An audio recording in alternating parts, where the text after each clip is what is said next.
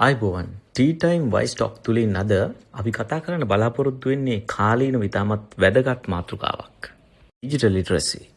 ඔබ දැනටමත් online bill ගෙවීම, භාණ්ඩ සේවා ලබා ගැනීම, ආහාර පාන මිලදී ගැනීම, QR පේමන්ට් සිදු කිරීම වගේ දේවල් සිදු කරනවා. ඔව්, මේ සියල්ලම අයත් වන්නේ ඩිජිටල් සර්විසස් වලට තමයි. හැබැයි ඔබ හිතනවද දුරකථනයකින් මෙය සිදු කළ පමණින් ඒ ප්‍රමාණවත් කියලා? අපිට ඩිජිටල් නොලෙජ් එක එහෙම නැත්නම් දැනුම ඉතාමත්ම වැදගත්. කලබල වීමට අවශ්‍ය නැහැ. දැනුවත් වීම තමයි වැදගත්. මේ වගේ සේවාවන් ඩිජිටල් තාක්ෂණයෙන් අපි ලබා ගනිද්දී පොඩ්ඩක් සැලකිලිමත් වෙන එක තමයි මෙතනදී කරන්න අවශ්‍ය වෙන්නේ. කවුද මේ සේවාවන් ලබා දෙන්නේ?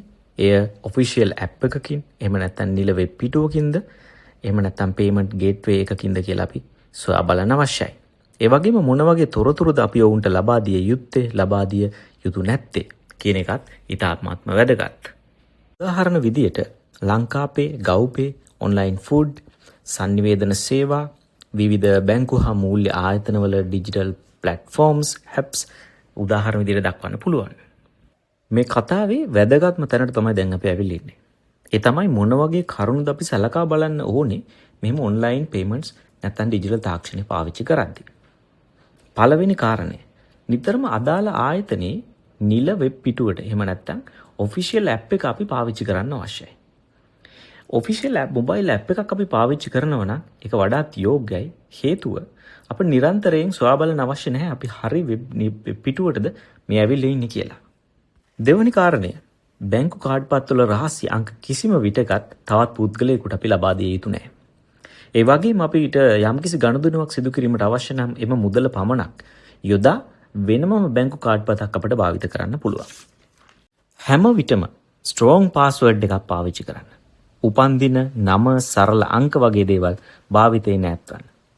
ඒ වගේම 2 factor authentication ඒක enable කරගන්න. software නිතරම update කරගන්න. මේ වගේ දේවල් ඉතාමත්ම වැදගත්.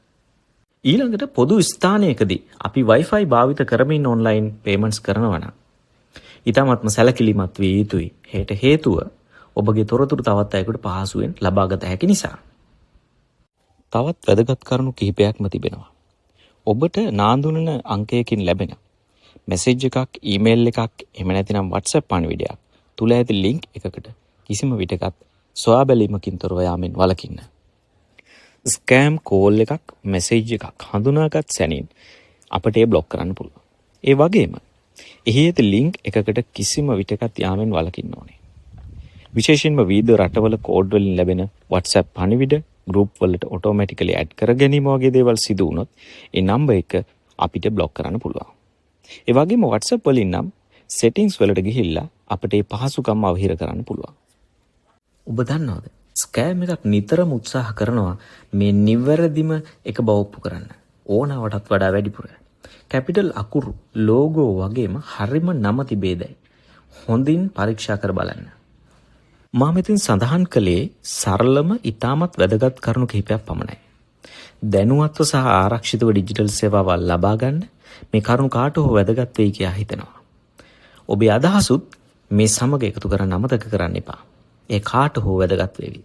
ස්තුතියි.